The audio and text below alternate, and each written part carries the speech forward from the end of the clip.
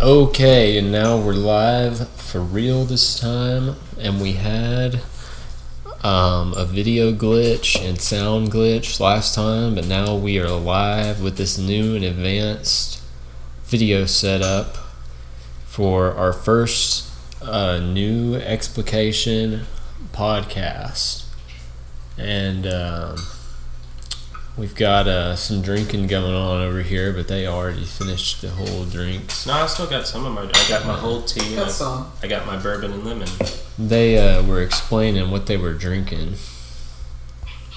and we got that on video.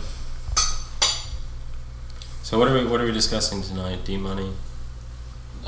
Basically, we're gonna go into our own new advanced economy expansion and business empire with Explication, and with the expanding corporate image and vision of a new expanding Explication into 2020, and it's all about the synergy. An economy synergy change brought on by the COVID-19 coronavirus, which has quarantined and left millions of Americans staggered and without what they depend on for their lives.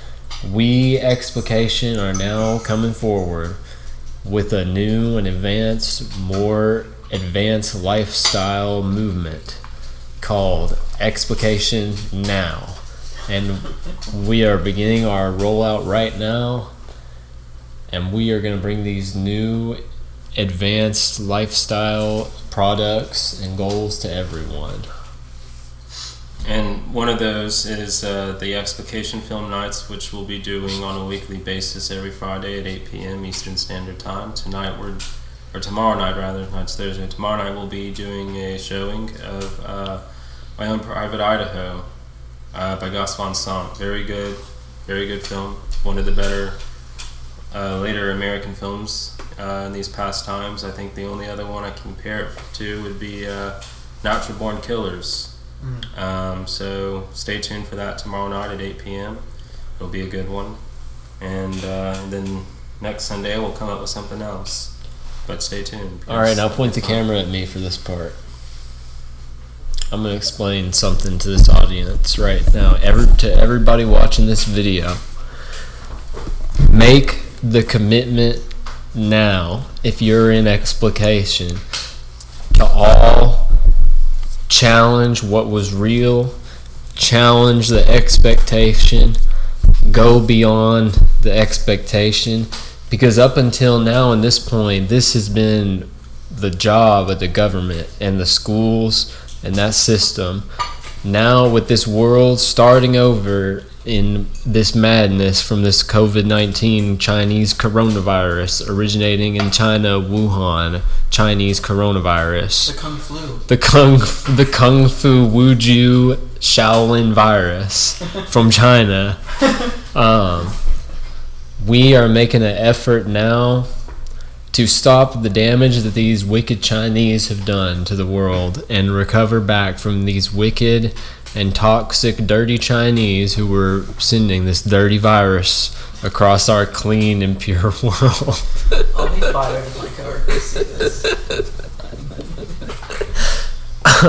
But to continue, everybody in Explication watching the video, make the commitment and make the decision to go beyond expectation as a group. And that is the only thing that we can do to really bring this group to a new dimension and a new level. Yes, they said the cat couldn't be in the video, so this is what happens when you tell that cat they couldn't be in the video. Cat. Yeah, they know. They know this cat is like Rosa Parks on the bus. You have to respect me. So what you're saying is with COVID is whatever it is. It's called the Chinese COVID. Right, we established that, the Chinese Kung Flu. COVID. The Chinese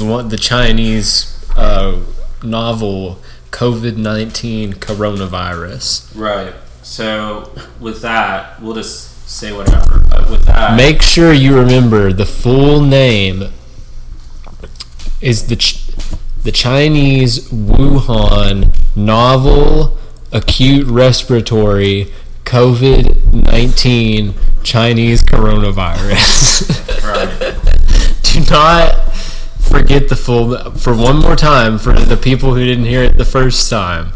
It is the Chinese Wuhan acute respiratory novel COVID-19 coronavirus. Chinese coronavirus. I said it's double Chinese. It's the Chinese novel respiratory, and it's the Okay, so but with regards to that, and it's the Chinese novel. we were talking about how it's the economic reset button, among other things, coronavirus. right? Yes. Do you want to say anything about that, D-Money? What I can only say is that this is the time when every American in this country has to stand up and be a leader. Because when Amazon is shut down and they lose all their money and go bankrupt, and all the restaurants go bankrupt, we have to go back to the Amish. And what I want to know is how many Amish people got the virus? Probably very few. Probably like 0 or like 1.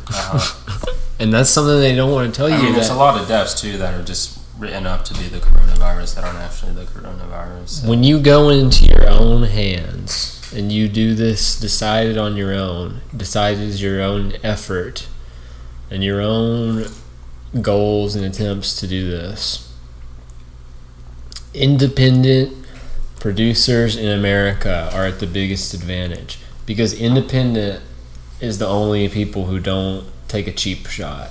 Walmart, they're cheaters. We know this already. It's 2020. They're shitty. They rip you off. So do all the stores. It's gonna be Walmart only after this. Walmart. Unless we go in and say it's time to start producing these products like Coca-Cola and alcohol that we depend on and consume every day. Bread, electricity, food, water, and fuel. All of this is provided by a corrupt government that's only going to get worse from the COVID-19 Chinese novel Wuhan acute respiratory coronavirus COVID-19. TM.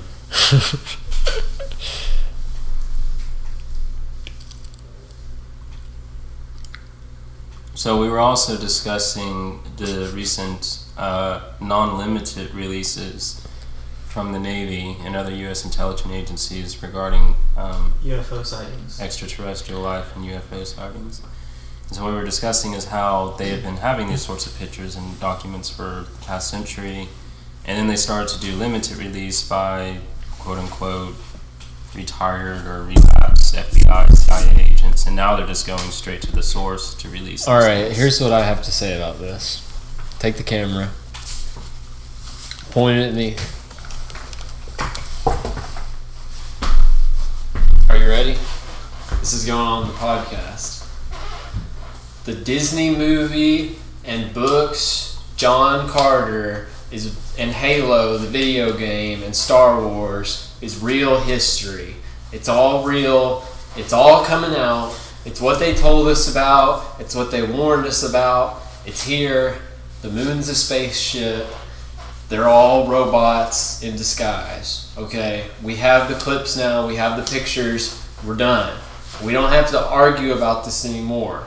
We saw the spaceships in the pictures from the Navy and from whoever. There's plenty of them. So what they're saying is, what does it all mean? What is the meaning of spaceships? Well, if you go back to Ancient Aliens on history and watch it on DVD and read the Bible, you're going to be educated, because it tells us the pyramids in Egypt were built by a giant robot. The pyramids in South America with the Aztecs were built by a giant robot. There's giant bricks where a robot just got bored and like dropped it while they were building these giant pyramids and stuff. Everybody knows it. We all know some weird guy who gets tripped out and he gets too excited, but they don't have. Now we have the evidence. Now we got the papers now that says we got this on camera, dog. Well, they've had it on camera for a while. It's just people didn't So pay that's- attention because it wasn't a official authority. That's what I had to But say now it's an about official this. authority. And even then, they've also had official authorities in the past, but they were like disenfranchised. I mean, it just goes to show how artificial this is. Like, they put you on steps because they've been planning to make everyone believe in aliens for a long time, because they want to prepare for the arrival of the Antichrist, and the aliens, or the Nephilim, really are an essential part of that process. So they're preparing people through sci-fi and limited release, and now this flat-out release of information that aliens are real, or I should say aliens are real. They're real, but they're just not the way most people Here's see So them. why now? Here's one of the problems I have with this before you start your point. The dumps that all the info leaks we have say the aliens are like humans. Like they're Right, people. they are, yeah. The Nephilim are like humans. The Nephilim are humans. So Yeah. the whole concept of an alien being an alien from a human is like backwards. It would be like if you call an old man like a baby. Like if they were like those old men in the nursing Well, home, they're common. babies. They're common ancestor. But that's what it's like when you call them aliens. Like they're not really aliens. Right, they're not beings that They're the evolved from opposite. some sort of separate life form. We come from the same Adamic line. So we should call them the brothers. In a Instead of sense, that would be like the One could even opposite say- of the alien. One could also say, that The space brothers. so if we're going for a Seraphim Rose interpretation, that these are like the principalities of the air that St. Paul refers to, and so some of them are actually just demons. Like as Aleister Crowley himself said, something along the lines of 1,000 years ago they called them demons. Today we call them aliens. 1,000 years from now we'll call them something else. Yeah. It's like Futurama. Like there would be one who's a human, and then like there's a robot that hangs out with them, and then there's like one that has like they have like everybody has like their own like humanoid design. Like it's like if you like a stick shift or automatic. Like one person might think like having 3 fingers is better than 4 fingers. You know. Or like But- one person might have 4 ears. When he went I into guess so Cory sort of brought up a point that sort of implies a sort of cosmological speciation where you said Nephilim specifically. Why Nephilim specifically? Why not demons? well, they are demons. Well, okay, but the Nephilim. I mean, I guess it depends on your interpretation of what the Nephilim are, so you could go into that. But my understanding is that the patristic interpretation would be that the Nephilim are of human nature, but it's a sort of corrupted nature. This is one of the topics where the church fathers are pretty much evenly divided. Some of them say they are a mix between human and angelic nature, which is a fallen angelic nature. Others that the man and angels never. But it is pretty much universally patristic, I think, that you cannot have a hybrid nature. Like, you cannot have something whose nature is a hybrid of human and angelic. I mean, supposedly yes, but then that wouldn't make sense with them saying the Nephilim are exactly hybrids of angelic and human nature. Okay. And the scholastics tried to find sophistic ways to get out of that trap, like succubi, for example. But none of it was very convincing. I think the fathers who take the position that they are a hybrid just never really cross that line and say it directly in so many words.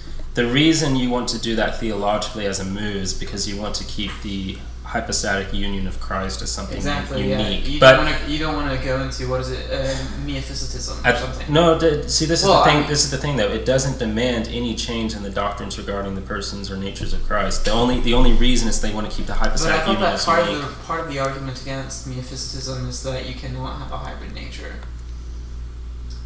But we obviously say Christ is a hybrid nature. No, we do not say Christ is a hybrid nature. Or That's hybrid, completely right? false. Hybrid. He's hybrid natures in one person. No. That's also false. You would Well, it say depends on what you mean by hybrid. I don't know what you mean by hybrid you here. cannot have one nature which is a mixing of two different natures. Sure. Okay. So by hybrid, I just mean two natures existing in one person. Okay, sure. Yeah. You have Which that. is what I mean with Nephilim. So my point is, when the church fathers who do take that position, they are essentially establishing that But combination. then the alternative view is that they're one or the other, basically, and I think the other that they would choose would be that they are of human nature, but that the operations of their nature have sort of been co-opted by demonic operations. But then you have just no difference between a possessed person, and yet a fully possessed person is obviously very different than a Well, Nephilim. it'd be kind of like a vampire. Just they're like energized by demons, similarly to how a Christian could be energized by receiving communion. And yet again, a vampire is substantially different than a merely possessed person. So this is why But the vampire is by essence human.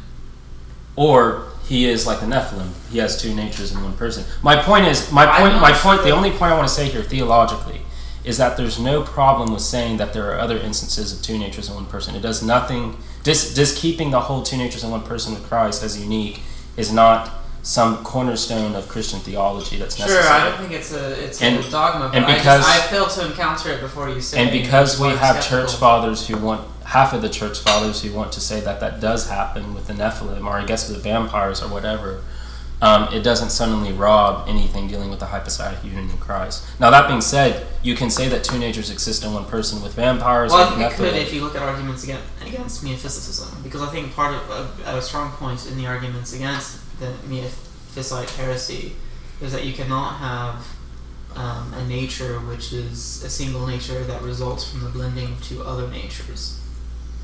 Which is an argument against Christ having two natures? I'm just confused. No. Do you know what the Miaphysite... Miaphysite is that there's one nature. Yeah, there's one that Christ has one nature, which is the Christ nature, which itself is a blending of two natures. So you're saying that's not the Orthodox. So you're saying that, right? You're saying the argument against that is that because Christ is two natures and therefore unique, Miaphysitism has to be wrong.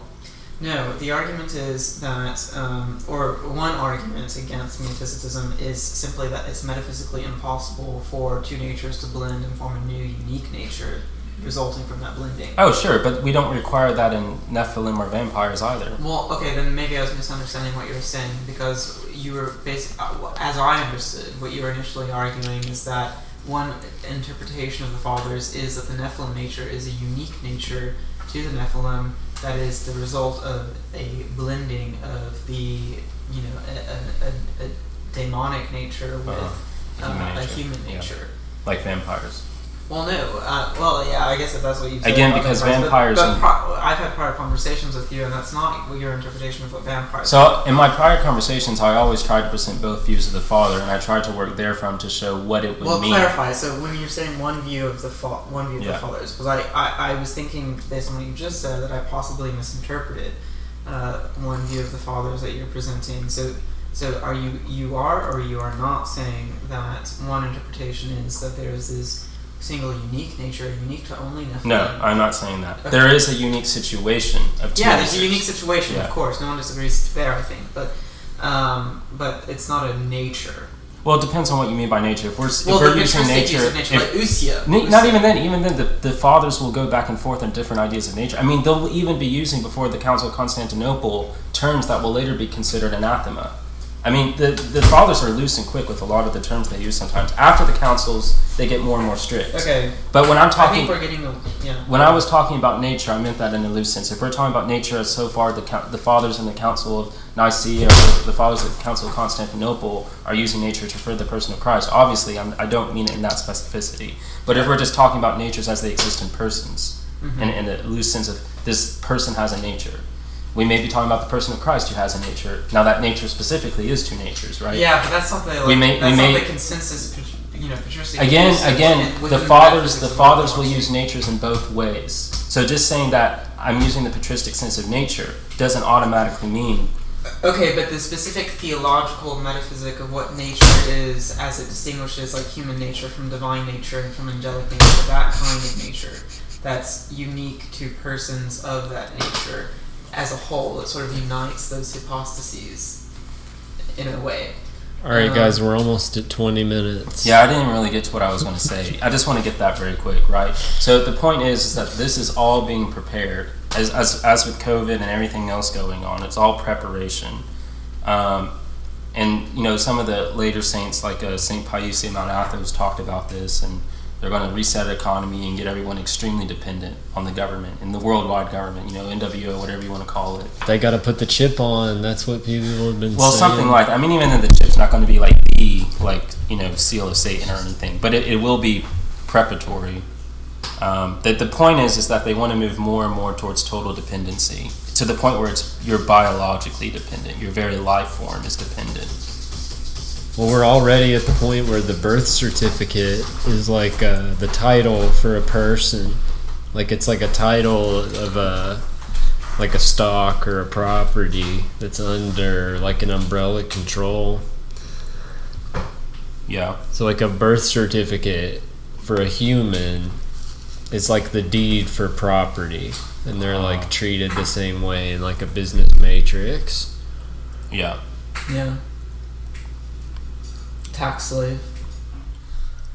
A lot of people get offended when I say that because they're like, oh no, it's not really like that, like the government, like they're not really in our business that much, but it also is like that. So that's something that people are really divided about politically, and we need to investigate that more.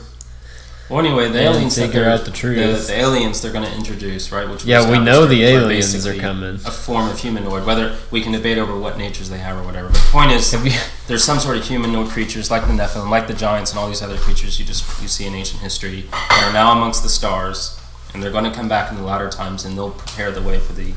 Have you ever seen Scary Movie 3 where he's like, or Scary Movie 4 where he's like, what's going on? And he's like, there's no time to explain. And then the other guy's like, it's an alien invasion. That pretty much explains everything.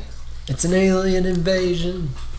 But it'll be shown in such a way that the aliens are like our savior, or they're going to help us technologically. They're going to build a bunch of new Taco Bells that have a bunch of new stuff on the menu, and they're going to fix McDonald's and all that. Yeah, you'll never have to worry about the ice cream machine being broken. Yeah, the alien technology. The ice cream, which is basically the same technology that Atlantis had. The ice cream in Egypt is never broken. Mexico and the Aztecs and all that. That's why they all built the pyramids. It was just an ice cream machine. The maglev with the McDonald's ice cream machine that doesn't break. That's how they built the pyramids. It's like if you put enough monkeys in a room and they just push random buttons on the PlayStation or on the typewriter. It's like if they pushed random buttons for long enough, would they come up with like Shakespeare and stuff like that? So it's like if we've been here for that long and God made people so long ago, they had McDonald's already. Yeah, the Atlanteans. That's a possibility. Yeah, the Nephilim had McDonald's. Like there's a possibility, like wait, what the fuck? If Jesus went to Taco Bell, he would be like, oh, this is a rerun. Yeah, that's why they have the golden arches. They're deeply alchemical, archetypal symbols. Oh, it's like the golden arches means like it's infinity, like you've been here before in the past. Well, it's the symbol for the Magocracy of Atlantis. the Magocracy was what controlled the McDonald's in Atlantis. And that's why they have the double golden arch for the McDonald's, to let you know who rules you, which is the Magocracy. The mages. I don't know what all that is about. Who do all the child sacrifice. You gotta make a different post about that. Well, you're the one who brought up McDonald's. But you're not actually saying there's... That's a different theory. You're not actually saying there's uninterrupted continuity with the brand of McDonald's. No, it's very much interrupted. I'm saying like there's so many dimensions and so many past existences. Somebody probably came up with McDonald's before. That's not what I'm saying. I think there's only one existence. But my point is like these things are diving deep into historical archetypes that have existed before us and before what modern history tells us existed before us. Yeah, that's all. That the ancient historians knew about, like Herodotus, Plato, whatever. But for some reason, after the 1850s, everything just kind of shut up about it, because it wasn't really convenient for the narrative they were trying to sell us anymore. We're coming on 25 minutes. I don't know if YouTube is gonna let me upload all this in one shot, but I'll split it up into videos. But I'm gonna stop it now. Okay. Any closing remarks or sayings? See you later, Explication. If you have any ideas or topics you want us to discuss, just let us know. What is these drinks you guys had? Because we had that in the first video. I had the Tri-Fusion herbal tea and then bourbon with lemon. I had a Negroni. Okay, we had that in the other video, but we took that off. Okay, I'm gonna stop the video now. The cat's being really noisy, so if you heard something slamming, that's what that is. Wait. Okay.